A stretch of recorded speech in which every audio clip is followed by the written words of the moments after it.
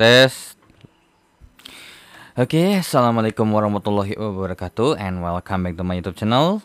So di video kali ini masih dengan pembahasan untuk soal matkul manajemen operasi ya. Oke, jadi EKMA 4215, dan untuk modul ke-6 ini terkait dengan sumber daya manusia ya, manajemen sumber daya manusia.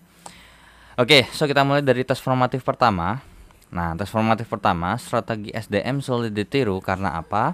Nah, ada dua faktor, yaitu adalah terkait dengan casual ambiguity, casual ambiguity dan path dependency, yang dimana yang namanya sumber daya manusia ini karena berhubungan sama manusia, dan manusia itu beragam, beraneka ragam, baik dari wataknya, sifatnya, terus habis itu dari entah lingkungannya, dari segala macamnya, terus terkait dengan cara how to teamworknya, terus terkait dengan pola pikirnya, otomatis walaupun misalnya nih di tempat tertentu punya sesuatu yang bagus, tapi kalau misalnya kita punya sesuatu dan emang nggak serupa dengan itu, walaupun kita datangin para ahli pun juga akan sulit ya.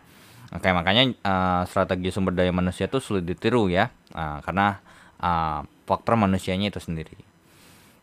Kemudian nomor 2, yang termasuk hambatan dalam pengelolaan karyawan. Nah, yang termasuk hambatan dalam pengelolaan karyawan ini kalian bisa cek di bukunya, dan ini jawabannya secara keseluruhan ada 6 poin ya.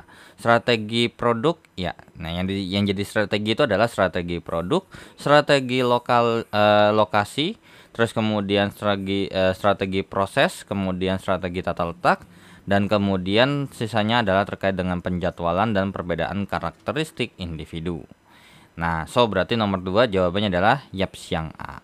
Ya, jadi karakteristiknya bukan karakteristik produk, melainkan karakteristik individu.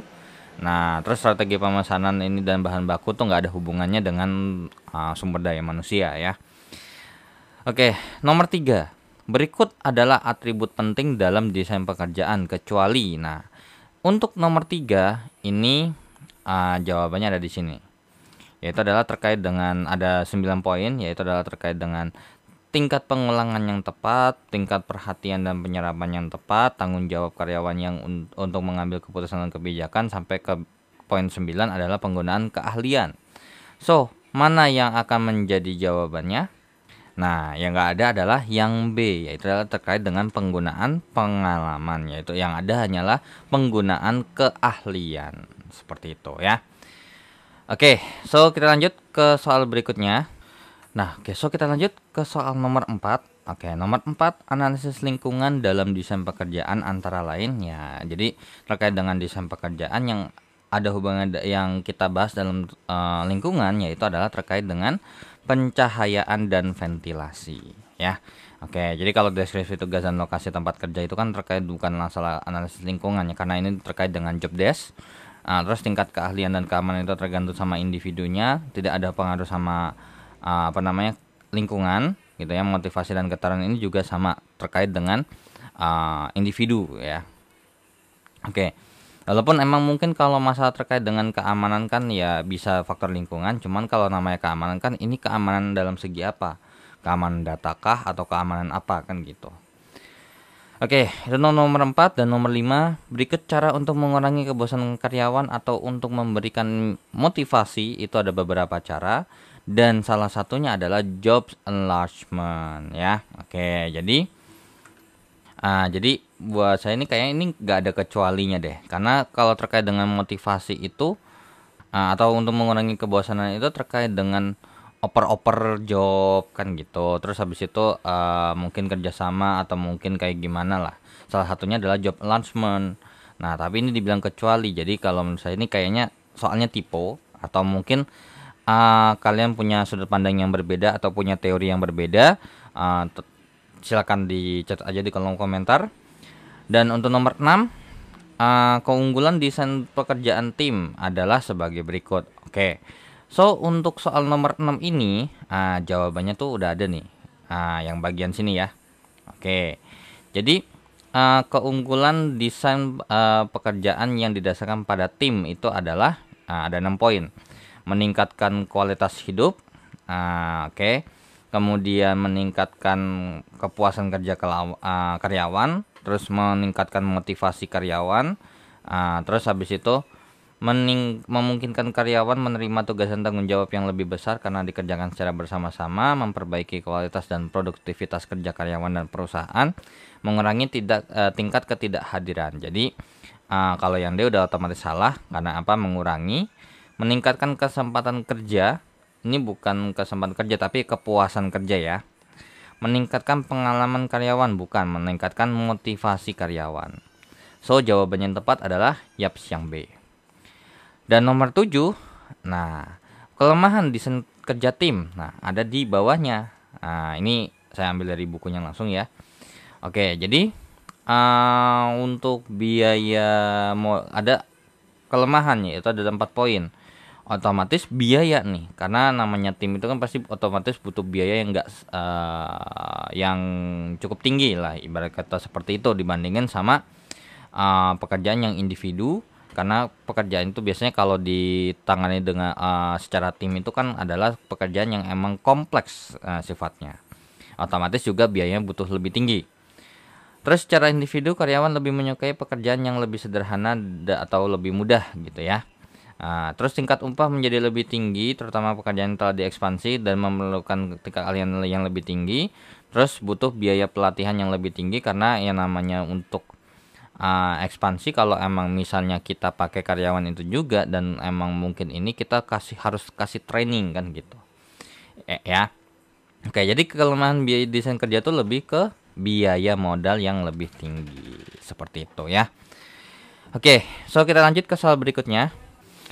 Nah, so kita lanjut ya ke soal nomor 8, 9, dan 10. Nah, untuk soal nomor 8 sendiri, produktivitas karyawan tidak hanya didasarkan pada lingkungan fisik, melainkan dipengaruhi oleh hubungan antara manusia yang merupakan hasil dari studinya Hawthorne ya, atau Hawthorne Studies, yang dimana ini kalau nggak salah kayak misalnya ketika kerja, walaupun emang dia lampunya dimatikan atau gimana, tapi karena berhubung interaksinya kuat, maka ya masih bisa terjaga motivasinya seperti itu ya. Sehingga terus juga terkait dengan itu, alhasil juga bisa berpengaruh terhadap yang namanya produktivitas karyawan. Nomor 9, berikut adalah hal-hal yang memotivasi karyawan dari segi pendapatan, yaitu adalah terkait dengan, ya ini dia jawabannya ya. Nah, dari segi keuangan, beberapa caranya adalah terkait dengan yang namanya bonus ya, kasih bonus. Terus profit sharing, yang dimana kalau misalnya mungkin perusahaan udah dapat keuntungan tertentu, dikasih apresiasi lah, gitu. Terus kemudian gain sharing, terus itu kalau misalnya mungkin mungkin dapat prestasi tertentu, dikasihlah penghargaan. Terus incentive plans, yaitu terkait dengan penghargaan yang didasarkan pada tingkat produksi yang dihasilkan. Mungkin kayak misalnya kamu nih lebih di atas target misalnya, ya udah berarti kayak dikasih terkait dengan penghargaan atau ya intinya segala macam lah ya. Terus abis itu knowledge based system, yang dimana penghargaan itu berdasarkan terkait dengan kemampuannya. So ya intinya untuk motivasi ya dikasih penghargaan ya, untuk penghargaannya berupa uang ataupun ya sesuatu yang lain gitu ya. Oke, jadi mana nih? Ya jawabannya yang bukan adalah yang D, yang dimana ergonomik itu adalah terkait dengan misalnya ini simpel aja, kayak misalnya mungkin di aplikasinya ya. Contoh salah satunya adalah kita duduk atau use a product kayak misalnya mungkin kursi. Nah, desain kursi itu ada bermacam-macam. Desain kursi itu ada begini, di desain nggak mungkin dong bikin kursi asal-asalan gitu kan. Oke, jadi dibikin sedemikian rupa sehingga apa? Sehingga nyaman digunakan tapi tidak menyalahi fungsi tubuh. Nah, kayak gitu ya contoh.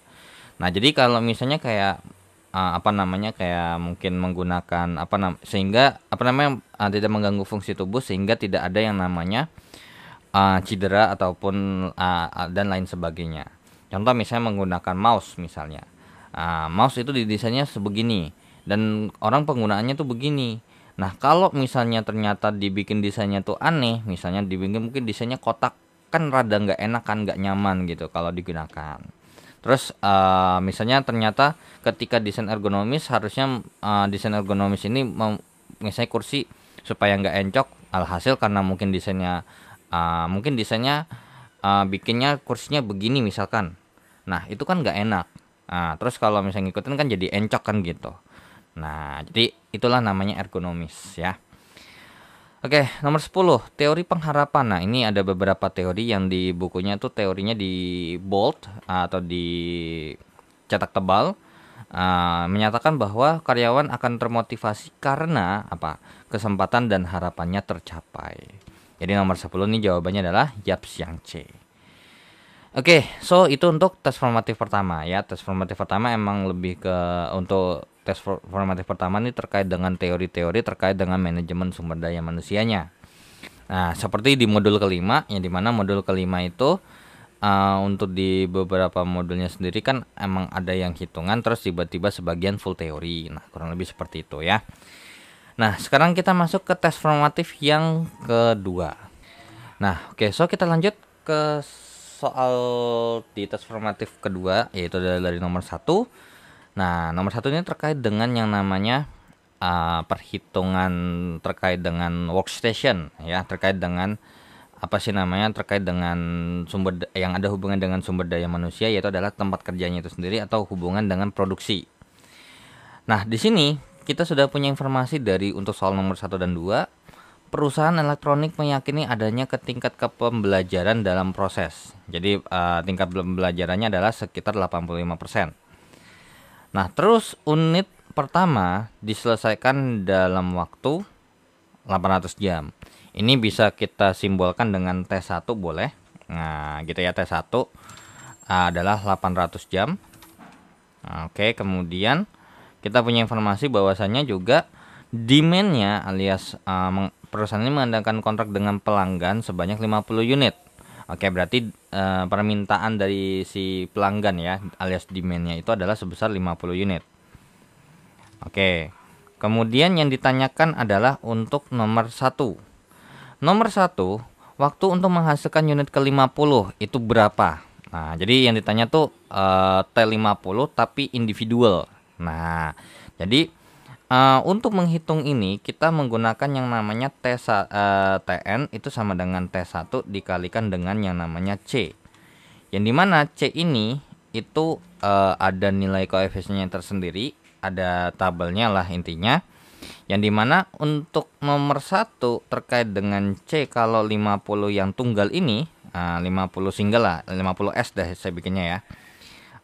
C50 single itu koefisiennya adalah sebesar 0,4 dengan ya tingkat pembelajaran sebesar 85%. Karena untuk tingkat pembelajaran itu ada kalau di bukunya tuh ada 70, 75, 80, 85, 90 sama 95 kalau nggak salah. Terus habis itu setiap ini itu ada yang namanya dua bagian atau dua kolom, yang dimana ada yang untuk single, ada untuk yang totalnya, seperti itu. Ya udah, berarti untuk soal nomor 1 langsung aja kita hitung T50 sama dengan T1 dikalikan dengan 0,4.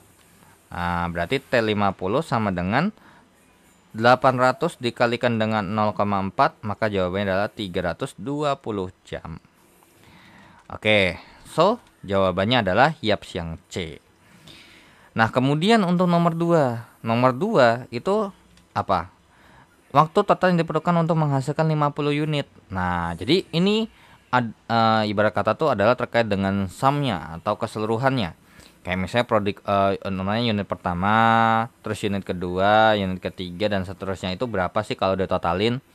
Nah, itu kita bisa menggunakan ya sama nih rumusnya begini, tapi yang kita pakai adalah di sini diketahui bahwasanya C50 yang total itu sama dengan 25,513. Sehingga untuk menghitung T50 sama dengan T1 dikalikan dengan 25,513. Berarti T50-nya sama dengan 800 dikali dengan 25,513, nilainya adalah 20.410,4 sekian jam. Sehingga jawaban nomor 2 adalah Yapsiang C, seperti itu ya. Oke, so kita lanjut ke soal berikutnya. Oke, so kita lanjut ya. Kita hapus untuk nomor 1 dan nomor 2-nya dan kita akan lanjut ke nomor 3 dan 4. Nah, oke. Untuk nomor 3 dan 4, soalnya ini perusahaan elektronik meyakini adanya tingkat pembelajaran dalam sebuah proses itu adalah tingkatnya 75%. Nah, jadi itu maksudnya tingkat pembelajaran itu apa sih? Nah, jadi gini. Kayak misalnya ketika unit pertama itu waktu pertama kali dibuat, waktu pertama belum terbiasa gitu ya, ibarat kata tuh, oh oke, waktunya segini. Tapi karena kita sudah terbiasa, nanti makin lama kan makin cepet tuh. Nah, itu namanya tingkat pembelajaran ya. Oke, so untuk pertama katanya, jadi tes satunya ini dikasih tahu bahwasanya itu 700 jam. Kemudian perusahaan mengadakan kontrak alias demand-nya sebesar 40 unit. Oke. Kemudian waktu total untuk menghitung. Oke, berarti ini T50 yang dimana T50-nya total ya. Nah, itu berapa? Dan kita tahu bahwasanya rumusnya kan ada C ya, ada koefisien yang dimana C50 untuk total itu nilainya adalah sebesar 15,776. Nah, oke. So, untuk nomor 3 langsunglah kita kerjakan. Nomor 3 T50. T sama dengan T1 dikalikan dengan C50T. Berarti T50T sama dengan ya 700 dikalikan dengan 15,776. Maka nilainya sebesar So 700 kali 15 ya, harusnya sekitar berapa sih? Hampir 1000-an ya harusnya. 700 kali 15,776 jawabannya adalah sebesar 11.000. Sorry, wait. Ini 40 unit ya.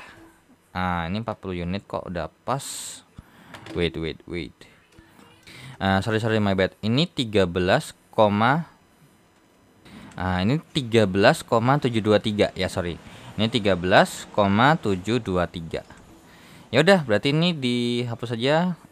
Berarti 13,723. Oke, so berarti jawabannya berapa ya? 700 kali dengan 13,723 jawabannya adalah sebesar 9.606,1 jam. Ya udah, jawaban yang mendekati adalah Yapsiang A, seperti itu. Dan untuk nomor, apabila diasumsikan bahwasanya karyawan tuh bekerja 2008 jam per tahun, terus habis itu diberdayakan bahwasanya tuh kontrak tersebut jika jumlah hari kerjanya per tahun itu 300 hari. Kira-kira dibutuhkan berapa orang sih? Nah, gitu ya. Oke, jadi sebenarnya ini bisa kita akalin dengan yang namanya perbandingan sebenarnya. Jadi kayak misalnya ini, terus kemudian dikalikan dengan yang namanya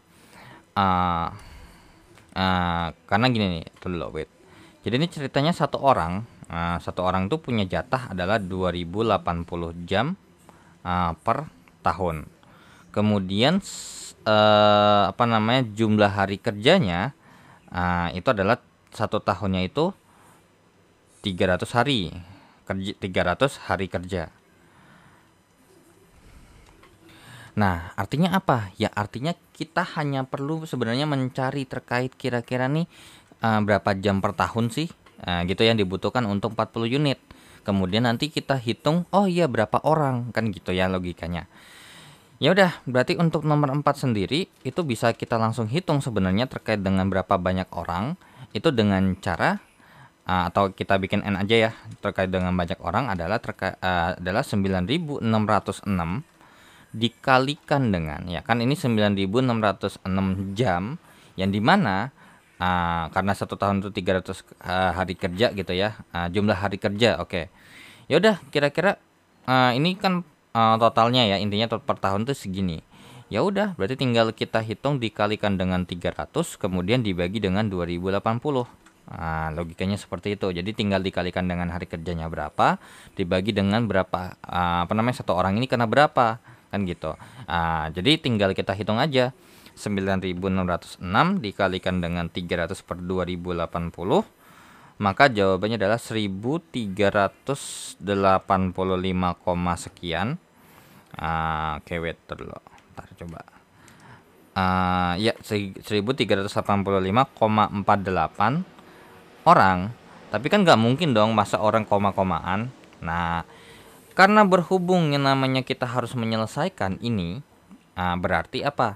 Berarti boleh nggak kalau misalnya ini kita bikin pembulatan ke bawah? Kan kurang dari 50 nih. Ya nggak boleh.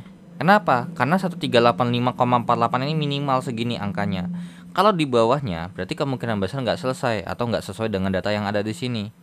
Ya udah, berarti supaya selesai atau supaya bisa dilakukan, maka ya jawabannya adalah 1386 orang.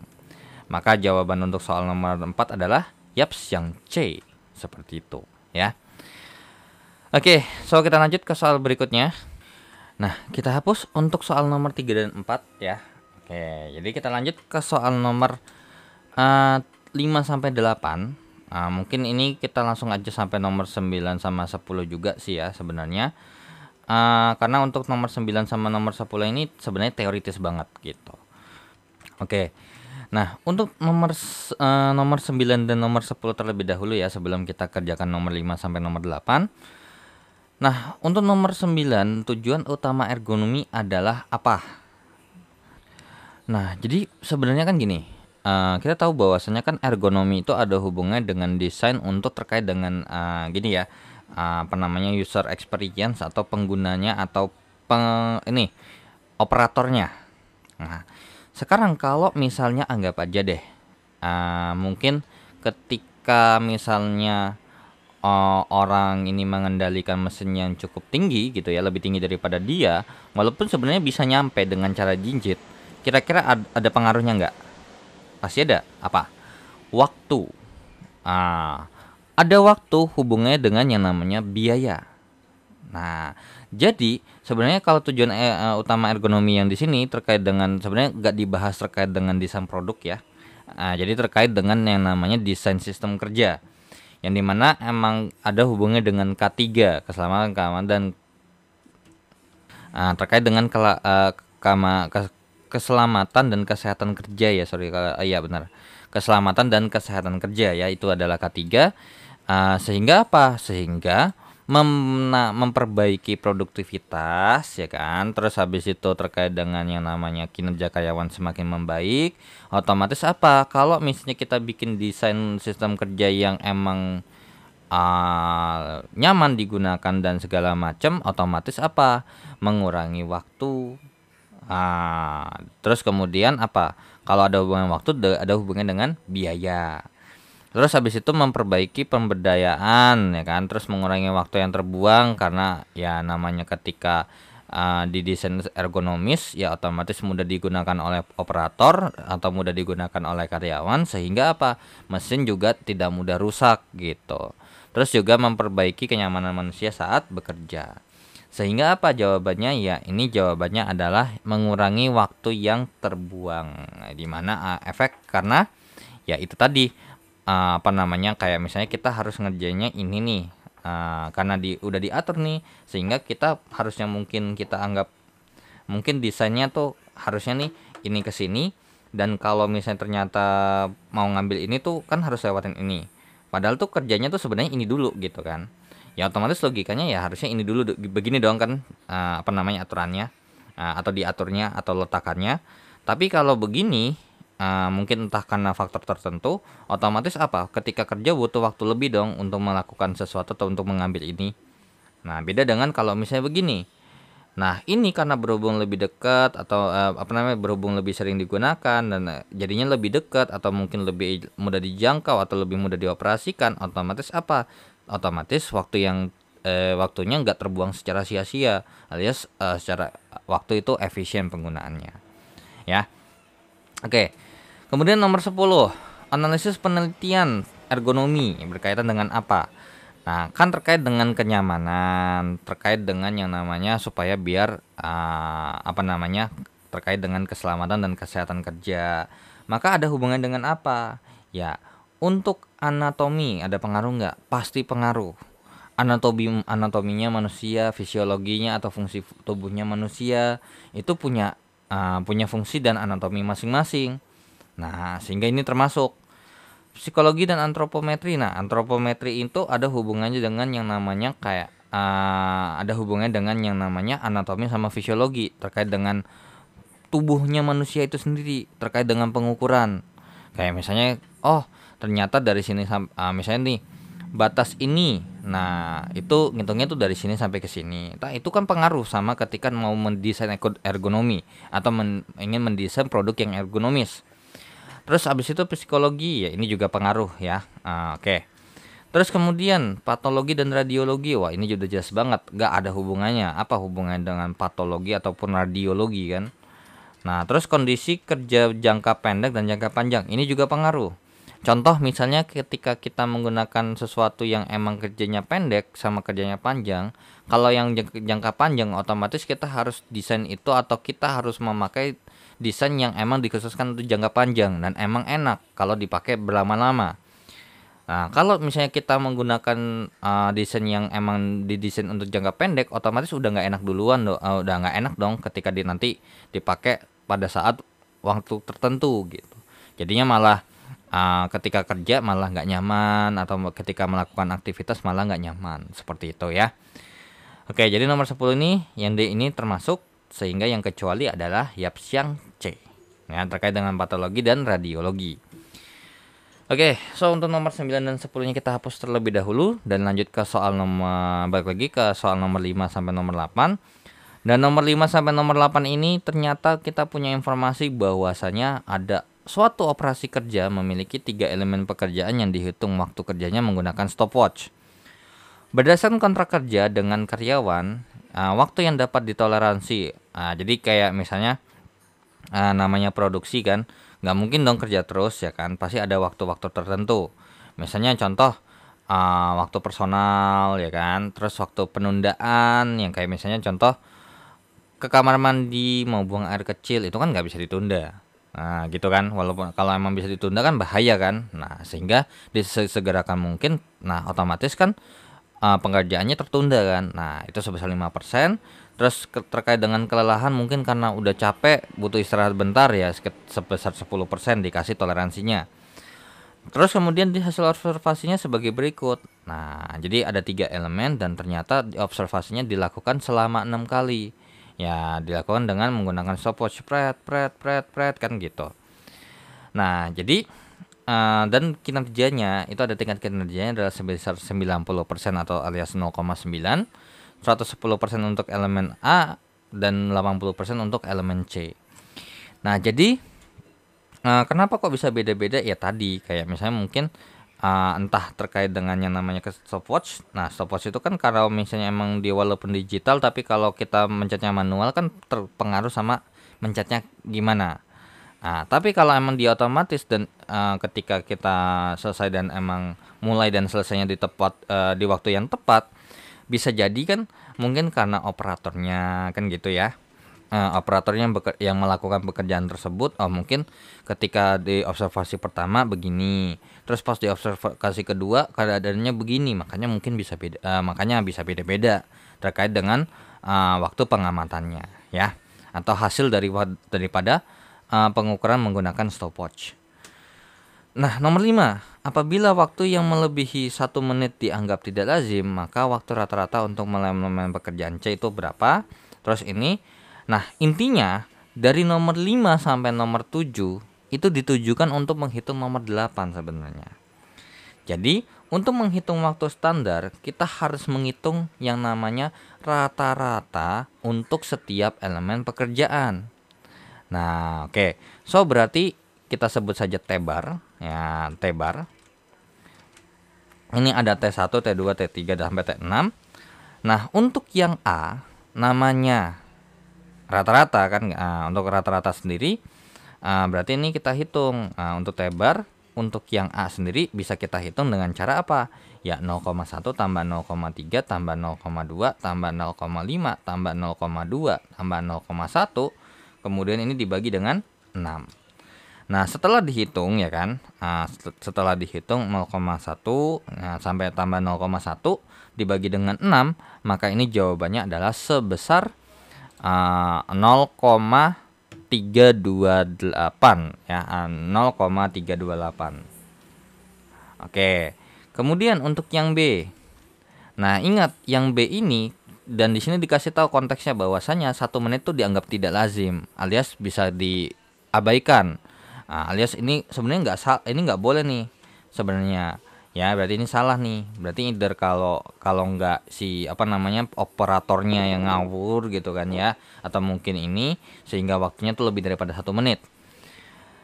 Nah, ya udah berarti nilainya berapa nih? Nah, nilai rata-ratanya adalah yang dihitung adalah 0,8 tambah 0,6 tambah 0,8 tambah 0,5 ditambahkan dengan 0,7.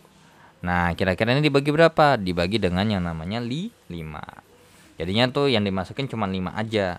Nah, jawabannya itu adalah sebesar 0,68. Kemudian untuk yang C, elemen pekerjaan C itu berarti semuanya bisa dipakai nih. 0,5 tambah 0,5 tambah 0,4 tambah 0,3 tambah 0,6 tambah 0,5 dibagi dengan yang namanya 6, maka nilainya adalah sebesar 0,514.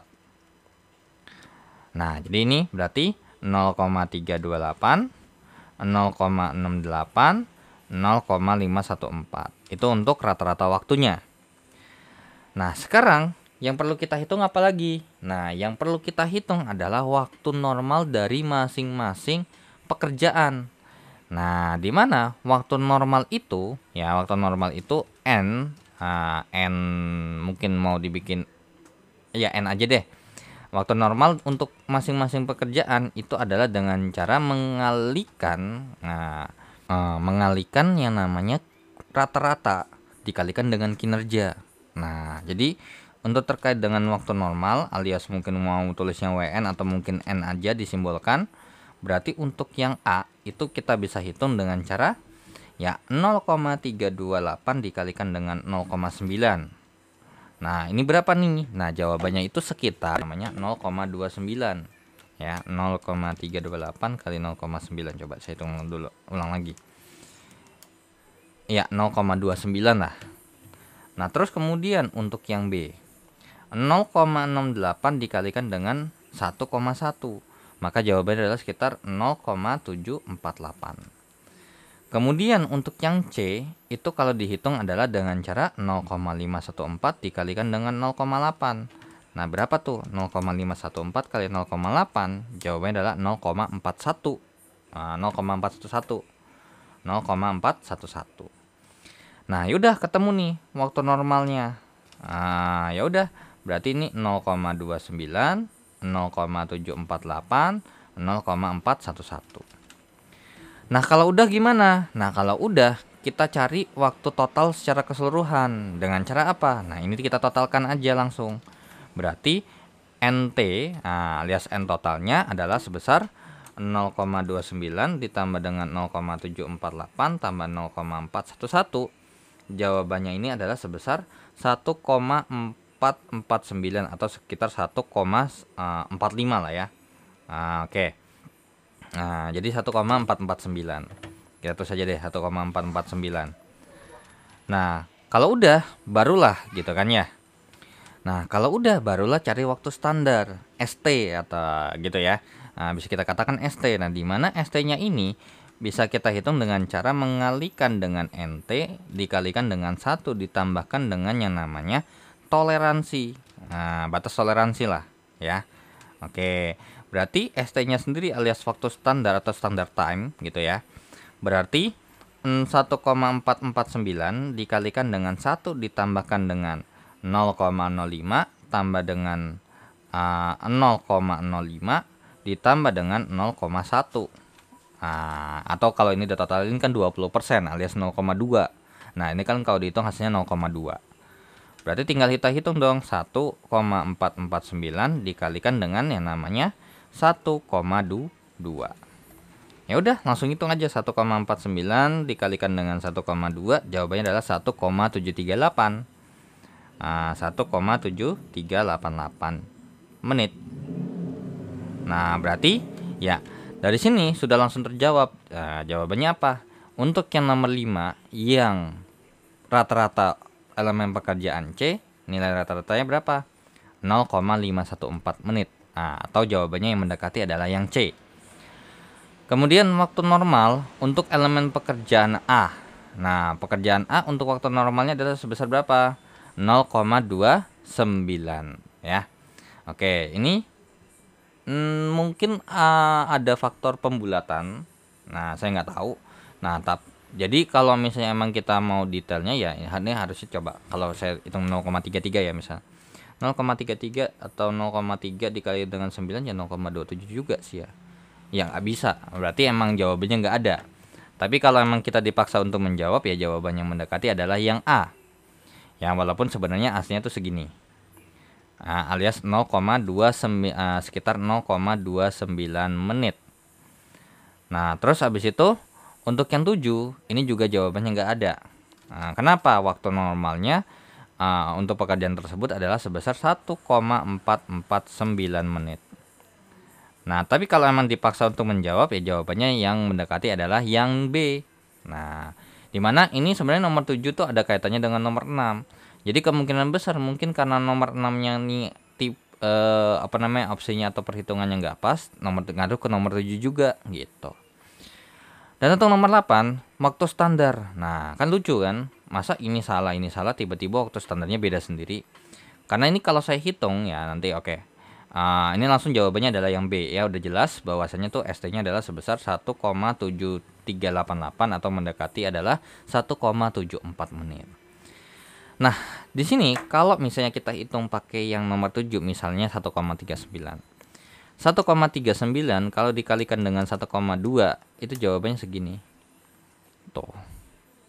Ya, jawabannya itu 1,67. 1,67 lah ibarat kata. Jawabannya jadi yang A. Nah, sedangkan KJ-nya ada sendiri adalah yang B. Nah, jadi yang mana nih? Nah, cuman kalau menurut saya ini emang udah agak salah nih dari yang nomor 6-nya nih nggak sesuai. Kalau menurut saya ya, menurut berdasarkan cara yang dikerjakan atau penggunaan metode yang digunakan di bukunya itu kurang lebih pengerjaannya seperti ini. Jadi kalau mau ngerjain nomor 8 tuh ya harus ngerjain dari tahap rata-rata, waktu normal tiap pekerjaan, waktu normal untuk total pekerjaannya berapa, dan waktu standarnya baru dihitung dengan rumus seperti ini. Tuh. Nah, jadi kalau emang misalnya yang ini yang B, maka jawabannya yang A. Nah, bisa jadi 1,39 ini didapat dari 0,21. Nah, cuman namanya waktu normal itu kan adalah perhitungan dari rata-rata dikalikan dengan kinerja. Gitu kan. Nah, ini rata-ratanya aja sebesar kalau saya hitung ya coba ya. 0,1 tambah 0,3 tambah dengan 0,2 tambah 0,5 tambah dengan 0,2 tambah 0,1 kalau dibagi dengan yang namanya 6 itu jawabannya 0,2. Sorry wait. Oh, apa saya ada salah ngitung ya? Wait. Sorry, my bad. Oke, sorry. Saya ada salah ngitung ternyata. My bad. Sorry. Oke, sorry, my bad. Ini jawabannya adalah sebesar sebesar yang namanya 0,22 ya. Oke, sorry. Ini saya ada salah ngitung ternyata. Oke, 0,22 berarti 0,23 lah ya, 0,23, sehingga ini kalau dihitung adalah sebesar 0,21 ya, 0,21, sehingga ya benar ya jawabannya untuk nomor 6 adalah yang A. Kemudian kalau dihitung 0,21 ditambahkan dengan 0, ini. Nah, ini kalau udah berarti otomatis ngaruh ke nomor 7 juga ya. Oke, coba kita cek terlebih dahulu apakah jawabannya sama. Nah, oke. Berarti ini 0,21. Ini 0,21 ya, bukan 0,32.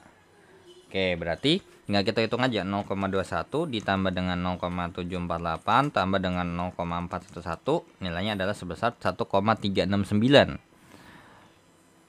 Oke, 1,369 atau 1,37. Ya, make sense lah. Oke, masih inilah sosok lah. Beda-beda 0,0 lah gitu ya, 0,03. Nah, mungkin ada faktor nih, mungkin kayak ketika menghitung mungkin pakai 2 angka pembulanan di belakang koma gitu ya, bisa jadi gitu ya.